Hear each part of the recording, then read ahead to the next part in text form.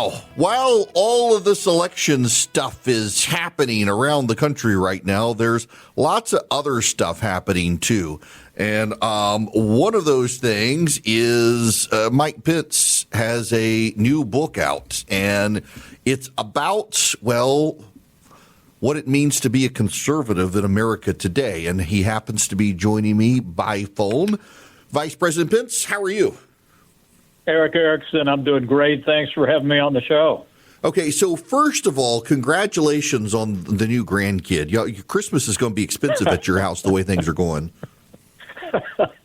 Thank you. Yeah, our Marine and his wonderful wife just gave us our third grandchild in that family, our fifth overall. And, Karen and I learned 4 years ago that the reason we had kids was to have grandkids. And we couldn't be. People see me sometimes. They say, "I hope you're doing well." I said, "Look, I'm blessed in every way that matters. My wife loves me. Our kids are all thriving. Two of them are in the serving in the uniform of the United States with their families, and these 5 grandkids are the joy of our life." Well, before we get into your book, I would be remiss if I didn't get your thoughts on the passing of your predecessor in office, Dick Cheney. I knew you knew him. I did too, and always thought he was a very likable, nice guy. Well, I would tell you, Karen and I marked the news this morning of the passing of Vice President Dick Cheney with genuine sadness, and our prayers are with Lynn and the entire Cheney family. Dick Cheney was an extraordinary American patriot who began his career in Congress and then would go on to serve alongside 3 presidents. It's remarkable to think of a career that took him from being Gerald Ford's chief of staff, George Herbert Walker Bush's Secretary of Defense, and then, of course, Vice President of the United States during 8 consequential years. And through it all, I came to know him, and he was a great encouragement to me when I was in Congress, when he was in office. And also, he was, frankly, a great encouragement to me during my years as vice president. And he will be missed. But I know America will always honor the memory and the legacy, the devotion to our armed forces, and to our national security represented in the life and service of Dick Cheney. That's well said. Now, you've got your new book out. And folks, if you want to order the book, it's What Conservatives Believe, Rediscovering the Conservative Conscience. You can text the word ENGAGE to 33777, and I'll send you back the link to Amazon to be able to order the Vice President's book. So 1960, Barry Goldwater writes, or L. Brent Bozell does, Conscience of a Conservative. I think Goldwater might have actually read it. And here comes the former Vice President now with What Conservatives Believe, Rediscovering the Conservative Conscience. At this point, I don't know, I'm kind of scratching my head, particularly after this past week. What do conservatives believe these days? Well, I think good conservatives know what we believe. It's a belief in a strong national defense, American leadership in the free world. It's a commitment to limited government, fiscal responsibility, free market economics, traditional values, and the sanctity of life. And it was those values that drew me to the Republican Party. You know, some people that know me well know I actually started as a teenager as a Democrat Party activist in my hometown. But when I started to listen to the values and the voice of Ronald Reagan, I joined the Reagan Revolution, never looked back. My years in talk radio, never as big a deal as the Erick Erickson show, but we were on stations across the state of Indiana. It was a formative time for me, but it was my calling in Congress and as a governor and as vice president was always to those core principles. And I think those are the principles that defined our party over the last 50 years, all the way through the Trump-Pence administration. I want to say emphatically, I'm incredibly proud of the record of the Trump-Pence administration. We rebuilt our military. We led on the world stage. We cut taxes. We promoted free market economics. It was the most pro-life administration in history. But the reason I wrote What Conservatives Believe was because right now, while I think President Trump is off to a strong start. I commend him for having secured our southern border from the worst crisis in history, from I commend him for extending all those Trump-Pence tax cuts and, of course, his courageous decision to use American military forces to strike Iran and set the table for a peace deal in the Middle East. Beyond that, there are forces in and around the administration and within the administration that are going in a different direction, Eric. You've talked about it probably more eloquently than anybody on the airwaves of the country. But where we have a tradition of leading the free world, there are voices around this administration advancing a more isolationist view, including, as we've heard in the last week, even with regard to our cherished ally Israel, where we promoted less taxes and less regulation.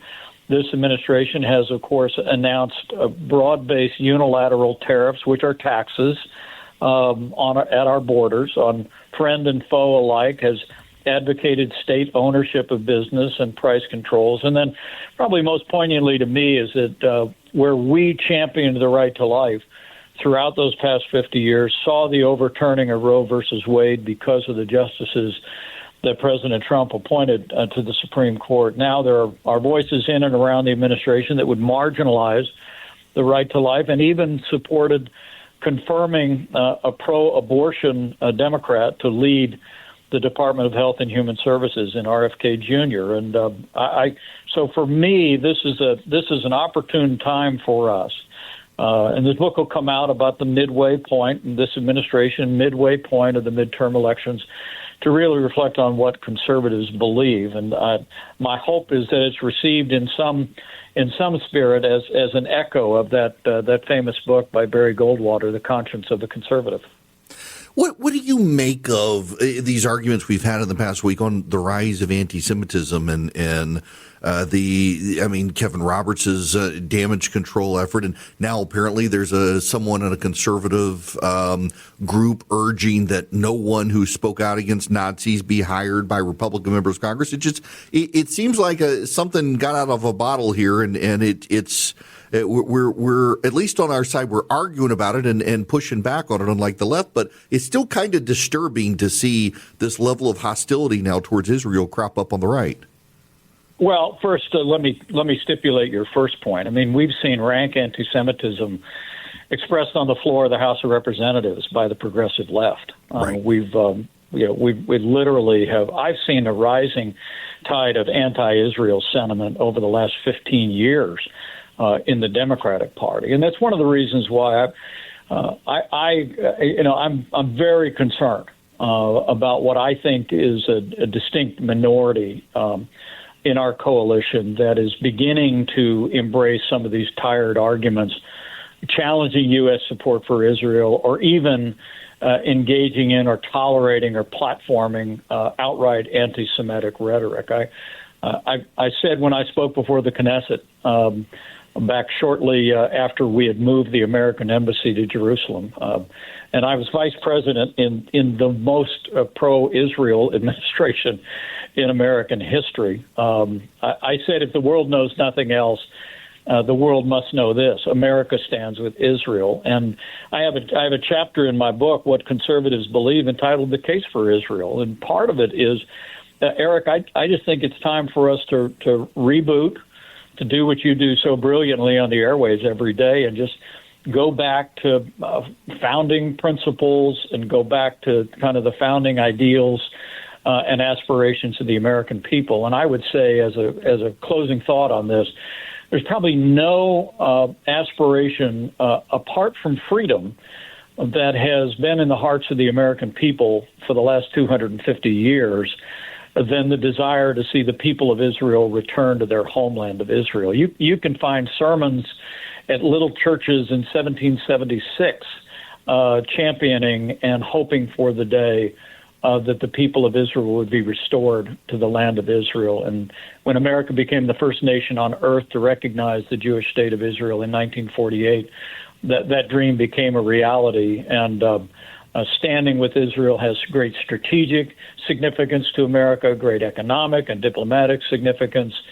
But at the end of the day, I really do believe that the love for the people of Israel and the love for a strong and unwavering relationship it emanates out of the heart of conservative, and so it must always do. So I don't know how I can phrase this, and just this, I mean, everything I do is kind of off the top of my head, but what would you rather be talking about? Because you've done several interviews, and the anti-Semitism issue keeps coming up. A lot of other issues where it seems like conservatism is on defense against populism and stuff. I mean, what's the conversation you wish we were having right now?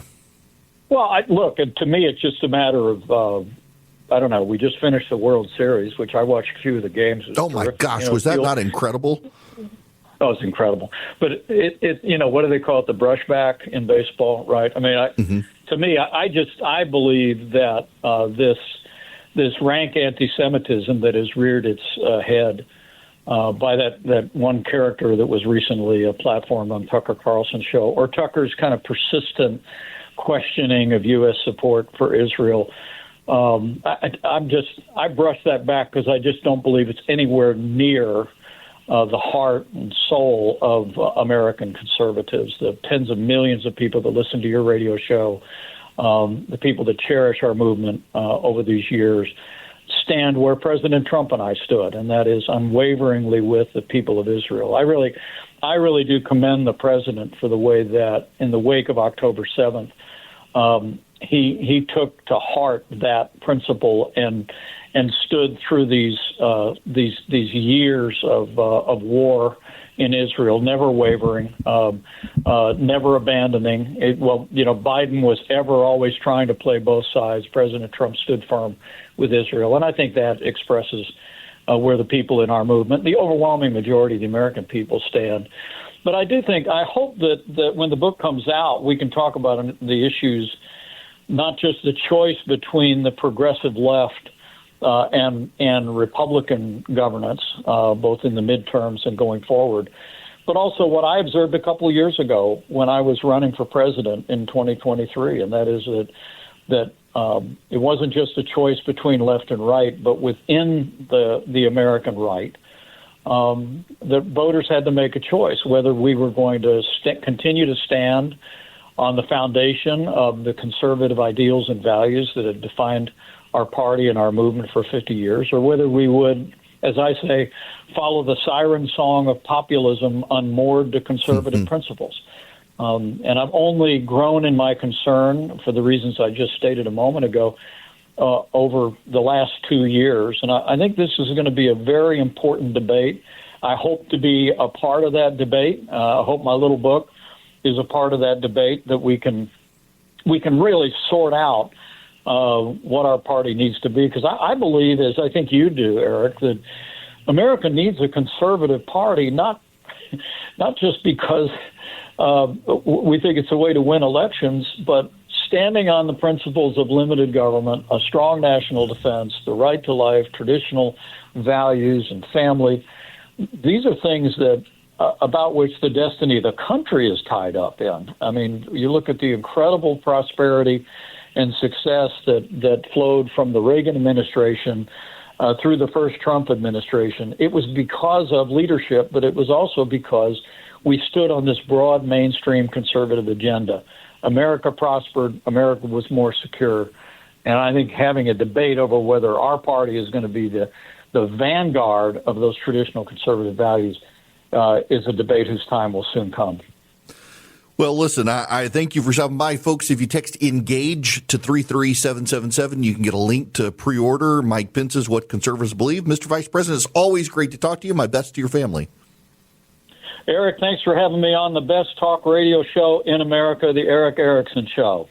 Thank you very much. Mike Pence, former Vice President of the United States. The book comes out actually in time for the midterms. You can pre-order it by texting ENGAGE to 33777. What Conservatives Believe, rediscovering the conscience of the conservative